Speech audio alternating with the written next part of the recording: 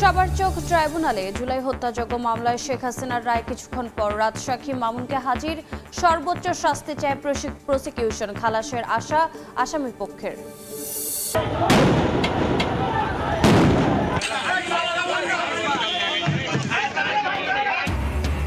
আগুন বোমাবাজিতে আতঙ্ক, উপদেষ্টার বাড়িসহ বিভিন্ন স্থানে ককটেল বিস্ফোরণ, ফার্মগেটে চলন্ত ট্রেনে ককটেল নিক্ষেপ, বেশ কয়েকটি গাড়িতে অগ্নিকাণ্ড, সতর্ক আইন শৃঙ্খলা বাহিনী।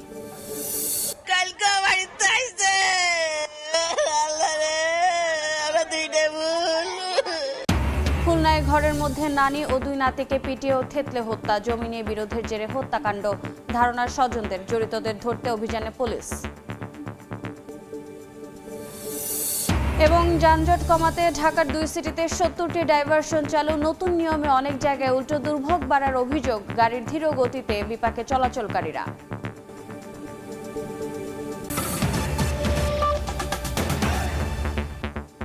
সময় সংবাদের সঙ্গে আছি আমি রোজা চৌধুরী।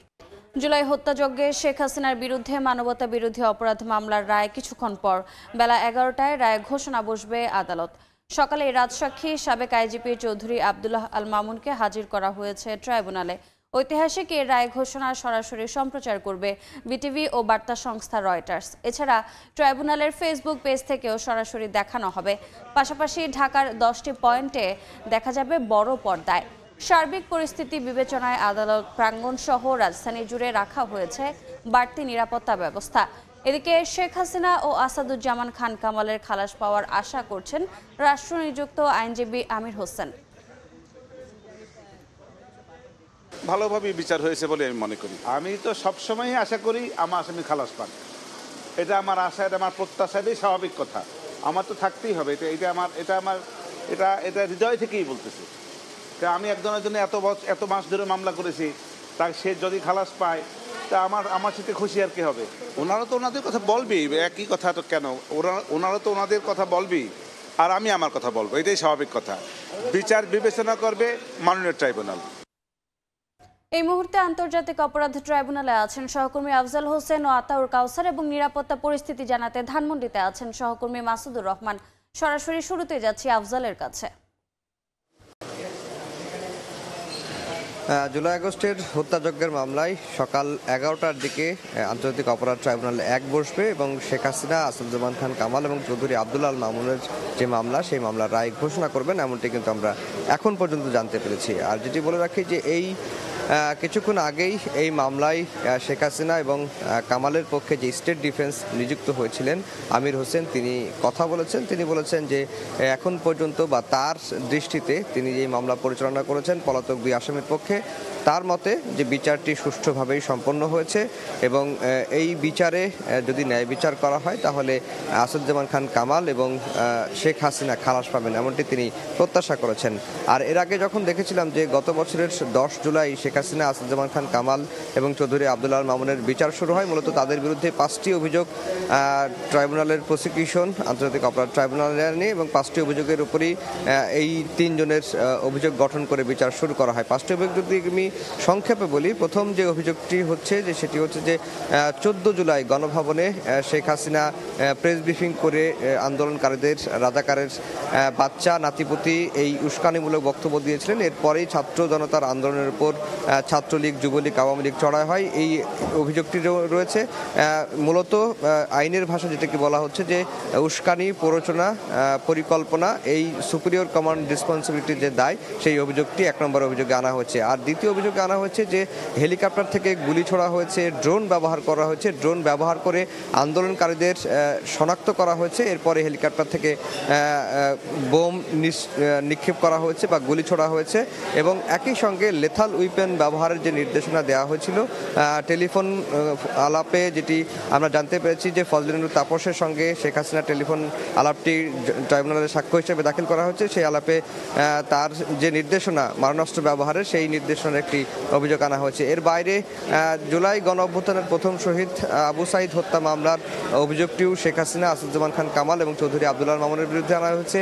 এছাড়া 5 আগস্ট অর্থাৎ গত বছরের 5 আগস্ট আশুলিয়া থানার সামনে 5 জনকে গুলি করে হত্যার পর একজন আহত অবস্থায় মোট 6 জনকে একটি গাড়িতে তুলে আগুন ধরিয়ে পুড়িয়ে দেওয়া হয়, এই অভিযোগটিও আনা হয়েছে। একই সঙ্গে চাংখারপুলে 6 জনকে গুলি করে হত্যার যে অভিযোগ, সেই অভিযোগটিও কিন্তু শেখ হাসিনা, আসাদুজ্জামান খান কামাল ও চৌধুরী আব্দুল আল মামুনের বিরুদ্ধে আনা হয়েছে। মোট 5টি অভিযোগের সপক্ষে প্রসিকিউশন ট্রাইব্যুনালে 54 জন সাক্ষী হাজির করে এবং তাদের সাক্ষ্য হয়, তাদের জেরা করেছে স্টেট ডিফেন্স। সবকিছু বিবেচনা করেই প্রসিকিউশনের যে প্রত্যাশা, তাদের প্রত্যাশা একেবারেই স্পষ্ট। তারা শেখ হাসিনা এবং আসাদুজ্জামান খান কামালের সর্বোচ্চ শাস্তি মৃত্যুদণ্ড চেয়েছেন। একই সঙ্গে এই 2 আসামির স্থাবর অস্থাবর সম্পত্তি বিক্রি করে জুলাই শহীদ আহতদের ক্ষতিপূরণ হিসেবে দেওয়ার নির্দেশনা ট্রাইব্যুনালের কাছে প্রসিকিউশন চেয়েছে। আর আসামি থেকে রাজসাক্ষী হওয়া চৌধুরী আব্দুল আল মামুন, তিনি জুলাই গণ অভ্যুত্থানের সময় আওয়ামী লীগ সরকারের সময়ে পুলিশের মহাপরিদর্শক ছিলেন। তিনি যেহেতু দোষ স্বীকার করেছেন এবং তিনি ক্ষমা প্রার্থনা করেছেন, একই সঙ্গে কিভাবে মিটিং করে স্বরাষ্ট্র মন্ত্রণালয়ের বাসায় বা গণভবনে মিটিং করে আন্দোলন দমনে শেখ হাসিনা যে নির্দেশনাগুলো দিয়েছিল সেগুলো ট্রাইব্যুনালের সামনে উন্মোচন করেছেন। সেই শর্তে প্রসিকিউশন চৌধুরী আব্দুল আল মামুনের কোনো সাজার আবেদন করেনি এবং প্রসিকিউশন যেটি বলছে যে ট্রাইব্যুনাল বিবেচনা করবেন তিনি যে জবানবন্দি দিয়েছেন দোষ স্বীকার করে, সেই জবানবন্দিতে যদি ট্রাইব্যুনাল সন্তুষ্ট হন তাহলে ট্রাইব্যুনাল চাইলে তাকে খালাসও দিতে পারেন বা যে কোনো সিদ্ধান্ত ট্রাইব্যুনাল এখতিয়ার রয়েছে এই আব্দুল আল মামুনের বিষয়ে। তাকে এরই মধ্যে ট্রাইব্যুনালের হাজতখানায় নিয়ে এসে রাখা হয়েছে। আর যেটি বলে রাখি যে মোটা দাগে 11টার সময় আন্তর্জাতিক অপরাধ ট্রাইব্যুনাল রায় ঘোষণার জন্য বসবে। এই ছিল ট্রাইব্যুনাল থেকে আমার কাছে সবশেষ খবর। আমরা চলে যাব আতাউর কাউসারের কাছে, তিনি জানাবেন সেখানকার পরিস্থিতি। মানবতা বিরোধী অপরাধের মামলায় আন্তর্জাতিক অপরাধ ট্রাইব্যুনালের প্রথম রায় আজ। রায়ের বিস্তারিত এবং মামলার বিস্তারিত বলছিলেন আমার আরেক সহকর্মী আফজাল হোসেন। আইন শৃঙ্খলা পরিস্থিতির বিষয়টা আমি তুলে ধরতে চাই যে আসলে এই যে প্রথম রায় এবং স্পর্শকাতর একটি রায়, যেহেতু সাবেক প্রধানমন্ত্রী শেখ হাসিনা, সাবেক স্বরাষ্ট্রমন্ত্রী আসাদুজ্জামান খান কামাল এবং সাবেক আইজি, তারা 3 জনই এই মামলার আসামি ছিলেন। পরবর্তীতে একজন অ্যাপ্রুভার অর্থাৎ রাজসাক্ষী হয়েছেন। তো অত্যন্ত স্পর্শকাতর এই মামলাটি, যার প্রেক্ষিতে শাটডাউন কর্মসূচির মতো কর্মসূচিও দিয়েছে আওয়ামী লীগ এবং গতকাল আজ এই 2 দিনই শাটডাউন কর্মসূচির মধ্যে আছে। গত রাতে বেশ কিছু জায়গায় ককটেল বিস্ফোরণের ঘটনা ঘটেছে, কিছু জায়গায় অগ্নিসংযোগের ঘটনাও ঘটেছে, যার প্রেক্ষিতে জানমালের নিরাপত্তার একটি আশঙ্কা তৈরি হয়েছিল। যার প্রেক্ষিতেই কিন্তু গতকাল থেকেই আইনশৃঙ্খলা পরিস্থিতি নিয়ন্ত্রণে রাখতে আইনশৃঙ্খলা রক্ষাকারী বাহিনী অত্যন্ত সচেষ্ট আছেন। এবং হাইকোর্ট এলাকার নিরাপত্তা নিয়ে আমি একটু বলতে চাই। দেখতেই পাচ্ছেন যে সামনে র্যাবের একটি টিম, তারা স্ট্যান্ড বাই অবস্থায় আছেন, পাশাপাশি এপিবিএন আছেন এবং এই হাইকোর্ট এলাকার যে প্রবেশ মুখগুলো, সেই প্রবেশ মুখে বিজিবি মোতায়েন আছে এবং সেকেন্ডারি পজিশনে অর্থাৎ বিজিবি ক্রস করে ভেতরে ঢুকলেই আমরা দেখেছি যে সেনাবাহিনীও তাদের আর্ম পার্সোনাল ক্যারিয়ারের পাশে দাঁড়িয়ে আছে। অর্থাৎ র্যাব, পুলিশ, সেনাবাহিনী, বিজিবি, এপিবিএন প্রত্যেকেই কিন্তু হাইকোর্ট কেন্দ্রিক যে নিরাপত্তা, সেই নিরাপত্তাটাকে অত্যন্ত স্ট্রং করেছেন, যাতে কোনোভাবেই এই নিরাপত্তা বলয় ভেঙে কোনো ধরনের অপ্রীতিকর ঘটনা কেউ তৈরি করতে না পারেন। এবং একই সাথে যেহেতু শাটডাউন কর্মসূচি শুধু হাইকোর্ট কেন্দ্রিক তো আর নয়, শাটডাউন কর্মসূচি পুরো রাজধানী জুড়েই এই শাটডাউন কর্মসূচির একটি ক্ষতিকারক প্রভাব পড়তে পারে, যার প্রেক্ষিতে আইন শৃঙ্খলা রক্ষাকারী বাহিনী সেই আশঙ্কা থেকেই তারা সেদিকেও নজর রেখেছেন, সেদিকেও তারা প্রস্তুতি নিয়েছেন। আমরা দেখেছি বিভিন্ন চেকপোস্টে টহল তারা বাড়িয়েছেন এবং হাইকোর্টে যখন কেউ ঢুকতে চাচ্ছেন তখনই তার পরিচয় নিশ্চিত হয়ে তার ব্যাগ থাকলে ব্যাগ চেক করে তারপরে প্রবেশ করতে দেওয়া হচ্ছে। এবং হাইকোর্টের সামনে দোয়েল চত্বর থেকে হাইকোর্টের দিকে যে সড়কটি, সেই সড়কটিও আমরা সকাল থেকে দেখেছি যে বন্ধ করে দেওয়া হয়েছিল। সব মিলিয়ে এই যে আইনশৃঙ্খলা পরিস্থিতি যাতে কোনোভাবে ব্যাঘাত না ঘটে, জনগণের জানমালের নিরাপত্তা যাতে কোনোভাবে বিঘ্নিত না হয়, সে কারণে আইনশৃঙ্খলা বাহিনী অত্যন্ত তৎপর আছেন। এর আগেও বলেছি, আবারও জানাতে চাই যে গতকাল ডিএমপি কমিশনার সাজ্জাদ আলী তিনি একটি নির্দেশনা দিয়েছেন পুলিশকে যে যাতে যারা ককটেল বিস্ফোরণ ঘটায়, যারা জনগণের জানমালের ক্ষতি সাধন করতে চায়, যারা অগ্নিসংযোগের মাধ্যমে জনগণের মালের ক্ষতি সাধন করতে চায়, এদেরকে যদি সামনে এ ধরনের কোনো কর্মকাণ্ডে লিপ্ত হতে দেখা যায় তবে যাতে অবশ্যই গুলি করে হলেও তাদেরকে নিবৃত্ত করা হয়। এবং এই যে নিবৃত্ত করা হয় সেটি আইনের আওতাতেই আছে এবং আইনের মধ্যে থেকেই এ ধরনের ব্যবস্থা নিতে তিনি তিনি আইন শৃঙ্খলা রক্ষাকারী বাহিনী তথা পুলিশের সদস্যদের নিশ্চিত করেছেন। তো কিছু সময় আগে ধানমন্ডি এলাকাতেও ককটেল বিস্ফোরণের ঘটনা ঘটেছে এমনটি আমরা জেনেছি। সে জায়গার আইন শৃঙ্খলা পরিস্থিতির খোঁজ খবর রাখছেন আমার আরেক সহকর্মী মাসুদুর রহমান। যেতে চাই তার কাছে সেখানকার বিস্তারিত জানতে। হ্যাঁ, আমি একটু বলে নিই। আচ্ছা, আপনারা সকলেই জানেন যে আজকে একটা ঐতিহাসিক রায় হতে যাচ্ছে, যে কারণে আমরা মনে করতেছিলাম যে রাজনৈতিক কোনো অস্থিরতা বা অন্য কিছু হয় কিনা। আমাদের পুলিশি ব্যবস্থা পর্যাপ্ত আছে আইন শৃঙ্খলা রক্ষার জন্য। পুলিশের পাশাপাশি বাংলাদেশ সেনাবাহিনী, বিজিবি, অন্যান্য যে আইন শৃঙ্খলা রক্ষাকারী যে বাহিনীগুলো আছে তারা সকলেই মাঠে আছে। পর্যাপ্ত নিরাপত্তা ব্যবস্থা আছে। আপনাদের আতঙ্কিত হওয়ার কোনো কারণ নেই। পুলিশ সর্বোচ্চ সতর্ক অবস্থায় আছে। আমাদের কাছে এমন কোনো ইন্টেলিজেন্স নাই বা স্পেসিফিক কোনো থ্রেটও নাই। আমরা কিছুক্ষণ আগে দেখলাম যে এখানেই একটা ককটেল বিস্ফোরণের ঘটনা ঘটেছে। আপনারা যেখানে দাঁড়িয়ে আছেন সেটার কিছু দূর সামনেই এটা দু একটা বিচ্ছিন্ন ঘটনা ঘটতেছে। আপনারা জানেন যে ওই যে মোটর সাইকেলে আসে মারে চলে যায়, এটা কিন্তু আসলে ওইভাবে আমি ওই থ্রেট মনে করি না। দু একটা ঘটনা ঘটবেই। ঢাকা শহর জানেন যে অনেক বড় একটা জনবসতি এলাকা, অনেক রাস্তাঘাট, অনেক কিছু। আমরা পুলিশ যথেষ্ট সতর্ক আছি। তারপরেও দু একটা ঘটনা ঘটে যাওয়াটা অস্বাভাবিক কিছু না, এটা ঘটতেই পারে। নগরবাসীর আতঙ্কের কোনো বিষয় আছে কি? নগরবাসীর আতঙ্কের কোনো বিষয় নাই। আপনারা ফ্রি অ্যান্ড ফেয়ারলি মুভমেন্ট করতে পারেন। আপনারা আপনাদের দৈনন্দিন অন্য দিনের মতো আজকে আপনারা আপনাদের কাজকর্ম চালিয়ে যাবেন, কোনো সমস্যা নেই। কালকে কমিশনার একটা নির্দেশনা দিল যে কেউ নাশকতা করলে গুলি চালানো হবে, সেই বিষয়ে আসলে কি বলবেন? এইটা মনে হয় মেসেজটা ভুলভাবে গেছে। এই জিনিসটা হয়েছে যে কোনো অনাকাঙ্ক্ষিত পরিস্থিতি মোকাবেলার জন্য পুলিশকে আইনানুগভাবে যে ক্ষমতা দেওয়া আছে সেটা প্রয়োগ করার কথা বলা হয়েছে, এবং এটার সর্বোচ্চ স্তর হচ্ছে গুলি করা। সেটা কিন্তু একজন ওই যে ককটেল মারলেই দেখা মাত্রই গুলি করতে হবে, বিষয়টা এরকম না। এটা প্রাথমিক অনেকগুলো স্তর আছে। এই স্তরগুলো পেরিয়ে যে আইনানুগভাবে যে আমাদেরকে 3টা ক্ষেত্র দিছে, সেটা হচ্ছে রাইট অফ প্রাইভেট ডিফেন্স, সেক্ষেত্রে গুলি করা যেতে পারে। একটা হচ্ছে আনলফুল অ্যাসেম্বলি ডিসপার্স করতে গুলি করা যেতে পারে। আর একটা হয়েছে যে যদি কোনো সাজাপ্রাপ্ত, যেমন মৃত্যুদণ্ড বা যাবজ্জীবন কারাদণ্ডপ্রাপ্ত কোনো আসামি যদি তার গ্রেফতার করার জন্য, সে যদি তার গ্রেফতারকে এড়ানোর জন্য পালিয়ে যেতে চায় বা চলে যেতে চায়, তার এই গতিরোধ করার জন্য তাকে গুলি করা যেতে পারে।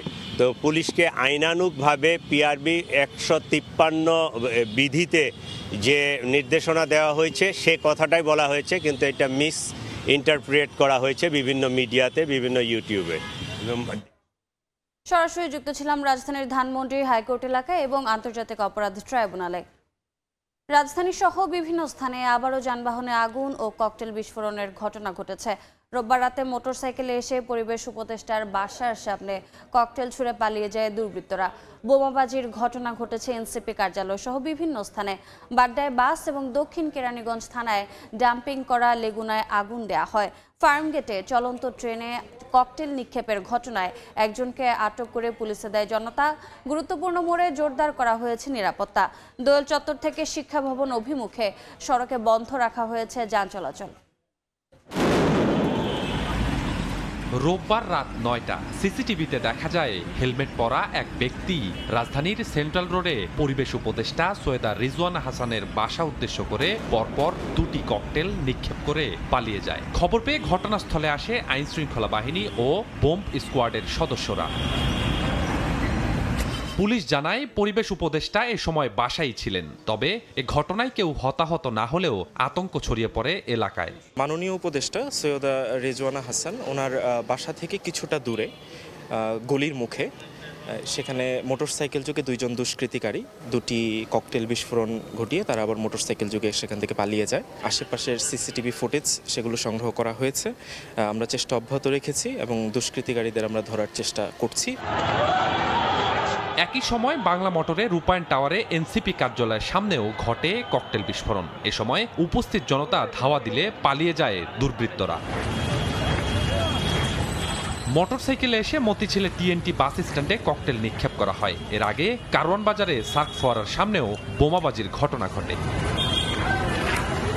ফার্মগেটের রেল ক্রসিংয়ে চলন্ত ট্রেনে ককটেল নিক্ষেপ করে এক ব্যক্তি, পরে স্থানীয়রা তাকে আটক করে পুলিশে হস্তান্তর করে।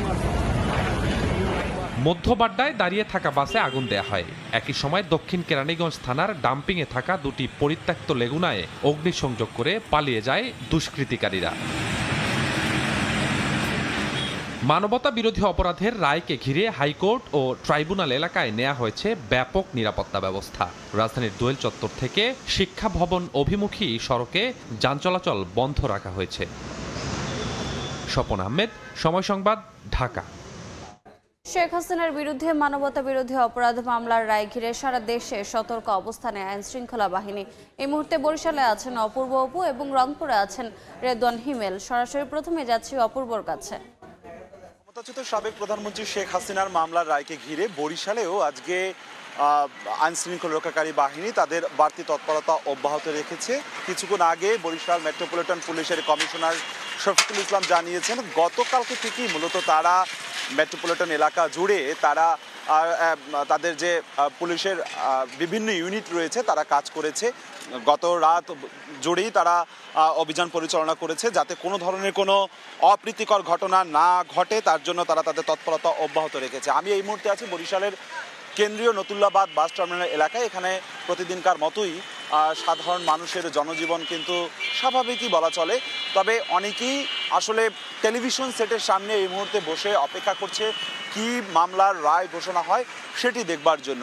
আর এর বাইরে শহরের যে গুরুত্বপূর্ণ সড়ক প্রবেশদ্বার রয়েছে, গুরুত্বপূর্ণ সড়ক রয়েছে, সে সমস্ত জায়গাতে আমরা পুলিশ, র্যাব এবং সেনাবাহিনী সদস্যদের বাড়তি তৎপরতা লক্ষ্য করেছি। তারা আইন শৃঙ্খলা রক্ষাকারী বাহিনী জানিয়েছে আওয়ামী লীগের যে কমপ্লিট শাটডাউন ঘোষণা দেওয়া হয়েছে সেই শাটডাউন ঘোষণা কে ঘিরে যাতে কেউ কোনো ধরনের কোনো অপ্রীতিকর ঘটনা ঘটাতে না পারে, নিষিদ্ধ ঘোষিত কার্যক্রমের আওয়ামী লীগ যাতে কোনো ধরনের কোনো বিশৃঙ্খলা করতে না পারে সেজন্য পুলিশ বা আইন শৃঙ্খলা রক্ষাকারী বাহিনী তৎপর রয়েছে। আমার কাছে বরিশাল থেকে এতটুকু খবর ছিল। দেশ জুড়েই আমরা খবরাখবর জানার চেষ্টা করব।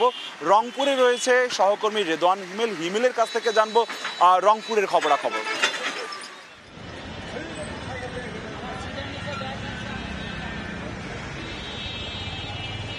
আপনাদেরকে জানিয়ে রাখি, গণ অভ্যুত্থানে মানবতা বিরোধী অপরাধে আন্তর্জাতিক অপরাধ ট্রাইব্যুনালে শেখ হাসিনা সহ 3 জনের কিন্তু আজকে যে মামলার রায় সেটা ঘোষণা হওয়ার কথা রয়েছে আজ।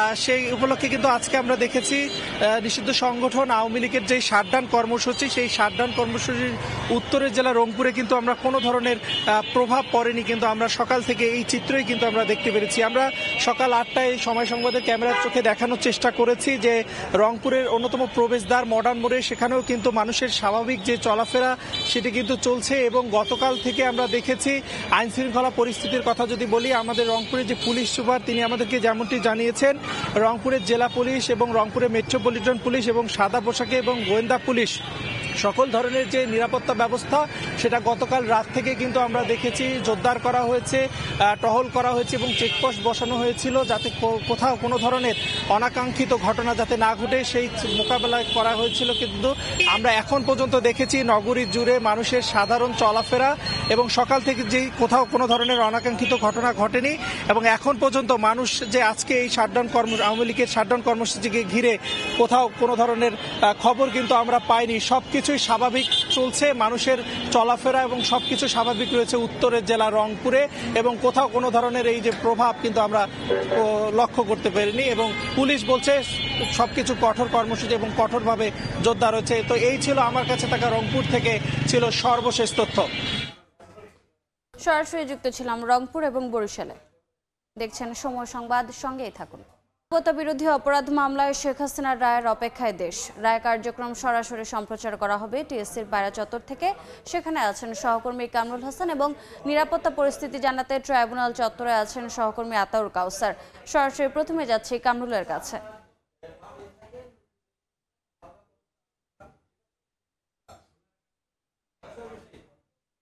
কিছু সময় পরেই যে বহুল কাঙ্ক্ষিত যে রায়, অর্থাৎ জুলাই গণহত্যায় শেখ হাসিনার বিরুদ্ধে যে মানবতা বিরোধী অপরাধের যে মামলাটি, সেই মামলার রায় ঘোষণা হতে যাচ্ছে। ঠিক 11টায় রায় ঘোষণা হবে। রায়কে ঘিরে ব্যাপক প্রস্তুতি গ্রহণ করা হয়েছে প্রশাসনের পক্ষ থেকে। আপনারা জানেন যে এই রায়টি বাংলাদেশ টেলিভিশন সহ রয়টার্স সহ বিভিন্ন দেশীয় এবং আন্তর্জাতিক গণমাধ্যমেই সরাসরি সম্প্রচার করা হবে।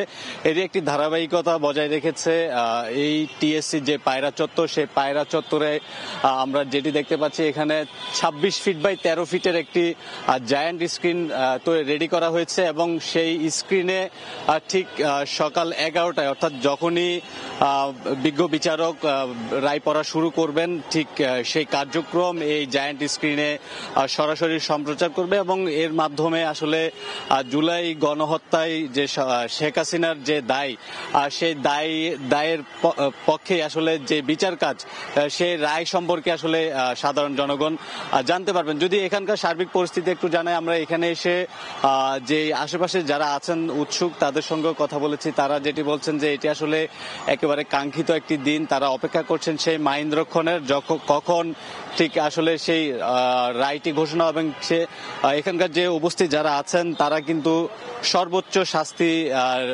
প্রত্যাশা করছেন। তারা বলছেন যে এই রায়ের মধ্যে দিয়ে একটি দৃষ্টান্ত হয়ে থাকবে যে ভবিষ্যতে আগামী বাংলাদেশে আসলে যারা ক্ষমতায় আসবেন বা যারা সরকার গঠন করবেন তারা যাতে কখনো আগামী তার যে ফ্যাসিবাদের যে মনোভাব সেটি ধারণ না করেন এবং এই রায়টি আসলে একটি দৃষ্টান্ত হয়ে থাকবে বলে তারা প্রত্যাশা করছেন। এবং যদি বলি, এখানকার নিরাপত্তা ব্যবস্থাও বেশ জোরদার করা হয়েছে। এখানে অল্প কিছুক্ষণ পরে আসলে বাকি যে আনুষ্ঠানিকতা অর্থাৎ যে সম্প্রচারের যে বিষয়টি সেটি শুরু হবে। তো এই মুহূর্তে একটু আমাদের সহকর্মী আছেন আইসিটি ট্রাইব্যুনালে, সেখানে যেতে চাই। সেখানে আছেন সহকর্মী আতার কাউসার। আমরা সরাসরি চলে যাচ্ছি এখন তার কাছে। কাউসার, আন্তর্জাতিক অপরাধ ট্রাইব্যুনালে আজ অত্যন্ত স্পর্শকাতর যে মামলাটির রায় দেওয়া হবে, এটি আপনারা জানেন যে অত্যন্ত স্পর্শকাতর একটি মামলা এবং এই মামলায় যারা সাক্ষী দিয়েছেন এদের মধ্যে অনেকেই কিছু সময় আগে আন্তর্জাতিক অপরাধ ট্রাইব্যুনালে এসেছেন। আমরা দেখেছি কিছু সময় আগে শহীদ মুগ্ধর ভাই স্নিগ্ধ তিনি তার আরও সঙ্গীদের নিয়ে ভেতরে প্রবেশ করেছেন এবং জানেন যে মামলায় আসামি মোট তিনজনের মধ্যে দুজন পলাতক, একজন রাজসাক্ষী হয়েছেন, সেই সাবেক আইজি আব্দুল্লাহ মামুন। তাকে আজ সকালে ট্রাইব্যুনালে আনা হয়েছে। বিচারিক কার্যক্রমটি বেলা 11টার পরপরই শুরু হবে এমনটি আমরা গতকালকেই জেনেছিলাম। সবকিছু ঠিক থাকলে 11টার পরপরই এজলাসে উঠে হয়তো রায় পড়া শুরু করবেন বিচারক। এই বিষয়টি আরও বিস্তারিত বলতে পারবেন ভেতরে আমাদের যেই সহকর্মী আছেন আফজাল হোসেন তিনি।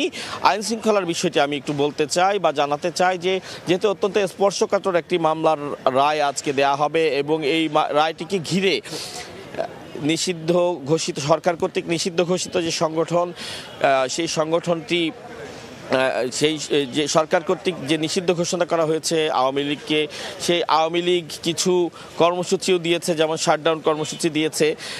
তো সেই শাটডাউন কর্মসূচিকে ঘিরে কিছু নৈরাজ্যের আশঙ্কা করছে আইন শৃঙ্খলা রক্ষাকারী বাহিনী এবং কিছু কিছু ঘটনাও ঘটেছে, বিক্ষিপ্ত ঘটনা ঘটেছে, ককটেল বিস্ফোরণের ঘটনা ঘটেছে, কিছু কিছু জায়গায় অগ্নিসংযোগের ঘটনা ঘটেছে। সব মিলিয়ে জনগণের জানমালের নিরাপত্তা যাতে বিঘ্নিত না হয় সে কারণে আইন শৃঙ্খলা রক্ষাকারী বাহিনী অত্যন্ত তৎপর আছেন। হাইকোর্ট কেন্দ্রিক নিরাপত্তা অনেক বাড়ানো হয়েছে। হাইকোর্টের বিভিন্ন পয়েন্টে আমরা সেনাবাহিনীকে দেখেছি, সেনাবাহিনী মোতায়েন আছে, র্যাব আছে, পুলিশ আছে এবং বিজিবি আছে প্রত্যেকটি পয়েন্টে। তো এভাবে আইন শৃঙ্খলা রক্ষাকারী বাহিনী অত্যন্ত সচেষ্ট অবস্থাতেই আছেন এবং দেশি বিদেশি নানান গণমাধ্যম কিন্তু এই সংবাদটি আজ সংগ্রহের জন্য হাইকোর্ট এলাকায় অবস্থান করছেন এবং আমরা দেখেছি যে কিছু সময় পর পর যারা সাক্ষী ছিলেন তারা প্রবেশ করছেন হাইকোর্টে এবং নিরাপত্তার বিষয়টিও আবার তুলে আনতে চাই যে শুধু হাইকোর্ট কেন্দ্রিক নয়, রাজধানীর অন্যান্য এলাকাতেও কিন্তু নিরাপত্তা ব্যবস্থা জোরদার করেছে আইন শৃঙ্খলা রক্ষাকারী বাহিনী, যাতে কোনোভাবে কোনো ধরনের বিশৃঙ্খল পরিস্থিতির সৃষ্টি হতে না পারে, জানমালের নিরাপত্তা বিঘ্নিত হয় এমন ধরনের কোনো ঘটনা অবতারণা যেন কেউ করতে না পারে। এবং এই কারণে গতকাল ডিএমপি কমিশনার সাজ্জাদ আলী তিনি নির্দেশনাও দিয়েছেন পুলিশকে। তিনি ঢাকা মেট্রোপলিটন পুলিশের যে সকল কর্মকর্তা সদস্য রয়েছেন তাদেরকে ওয়্যারলেসে জানিয়েছেন যে কেউ যদি অগ্নিসংযোগ করতে আসে বা কেউ যদি ককটেল বিস্ফোরণ ঘটায় এবং সেটি যদি পুলিশের নজরে আসে, অবশ্যই প্রাথমিকভাবে তাদেরকে ধরার চেষ্টা করবে, কিন্তু যদি এমন সিচুয়েশন তৈরি হয় যে গুলি করে হলেও তাদেরকে নিবৃত্ত করতে হবে, সেক্ষেত্রে অবশ্যই যেন গুলি করে হলেও তাদেরকে নিবৃত্ত করা হয়, অর্থাৎ জানমালের নিরাপত্তা বিঘ্ন ঘটে এ ধরনের কোনো বিষয়ে ছাড় দেওয়ার ক্ষেত্রে তারা জিরো টলারেন্স নীতি প্রয়োগ করছেন। কোনোভাবেই জনগণের জানমালের নিরাপত্তা বিঘ্নিত হতে তারা দিবেন না, সে ব্যাপারেই সচেষ্ট আছে আইন শৃঙ্খলা রক্ষাকারী বাহিনী। তো হাইকোর্ট এলাকা থেকে এই ছিল সর্বশেষ তথ্য আমার কাছে। সরাসরি যুক্ত ছিলাম আন্তর্জাতিক অপরাধ ট্রাইব্যুনাল চত্বর এবং ঢাকা বিশ্ববিদ্যালয় এলাকায়। দেখছেন সময় সংবাদ। খুলনায় ঘরের মধ্যে নানি ও 2 নাতিকে পিটিয়ে ও থেতলে হত্যা করেছে দুর্বৃত্তরা। রোববার দুপুরে লবণচড়া এলাকায় 55 বছর বয়সী শাহিদুন্নেসা ও তার 8 বছর বয়সী নাতি মুস্তাকিন ও 7 বছর বয়সী নাতনি ফাতিহা আহমেদকে নিয়ে লবণচড়ার নিজ বাড়িতে থাকতেন। শিশু দুটির মা বাগেরহাটের রামপাল ভূমি অফিসে এবং বাবা KM shepherd Ahmed Khulna chamber of কমার্সে চাকরি করায় নাতিদের দেখাশোনা করতেন নানি নিজেই। স্বজনদের ধারণা জমিজমা সংক্রান্ত বিরোধের জেরে পরিকল্পিতভাবে 3 জনকে হত্যা করা হতে পারে। দেখছেন সময় সংবাদ। দেশের বাইরের খবর। গাজায় থেমে নেই ইসরায়েলের বর্বর হামলা। গেল একদিনে প্রাণ হারিয়েছেন অন্তত 4 ফিলিস্তিনি। দখলদার বাহিনীর আগ্রাসনের মধ্যে ঝড় বৃষ্টি ও ঠান্ডায় নতুন সংকটে পড়েছেন বাস্তুচ্যুত মানুষেরা। অস্থায়ী তাঁবু ভেঙে যাওয়ায় চরম বিপাকে পড়েছেন তারা। এদিকে আন্তর্জাতিক নানা চাপের পরও ফিলিস্তিনিকে রাষ্ট্র হিসেবে স্বীকৃতি দেবে না বলে সাফ জানিয়েছেন ইসরায়েলের প্রধানমন্ত্রী বেনিয়ামিন নেতানিয়াহু। যে কোনো মূল্যে হামাসকে নিরস্ত্র করার হুঁশিয়ারি দিয়েছেন তিনি।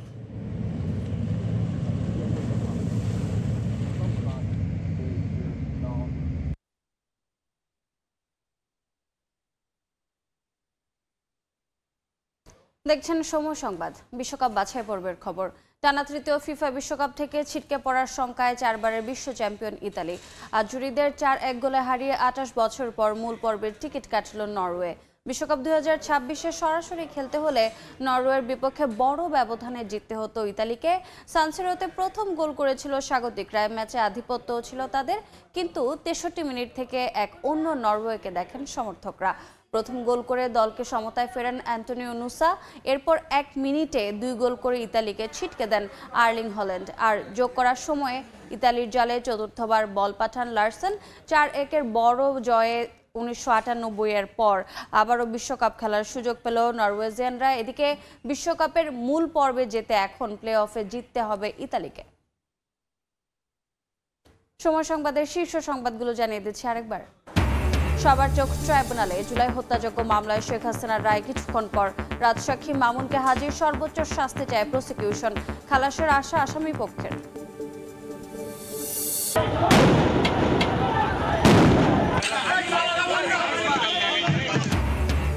আগুন বোমাবাজিতে আতঙ্ক। উপদেষ্টার বাড়িসহ বিভিন্ন স্থানে ককটেল বিস্ফোরণ। ফার্মগেটে চলন্ত ট্রেনে ককটেল নিক্ষেপ, বেশ কয়েকটি গাড়িতে অগ্নিকাণ্ড। সতর্ক আইন শৃঙ্খলা বাহিনী।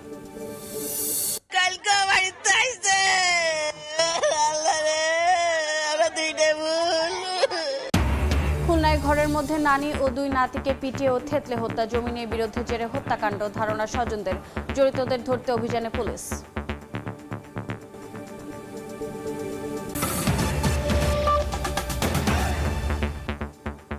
এই ছিল সকাল 10টার সময় সংবাদে। এরপর সময় সংবাদ নিয়ে সঙ্গে থাকবেন সাদিক হাসান ইমন। ধন্যবাদ রোজা। সময় সংবাদ নিয়ে আসছি কিছুক্ষণ পর, সঙ্গে থাকুন সময়ের।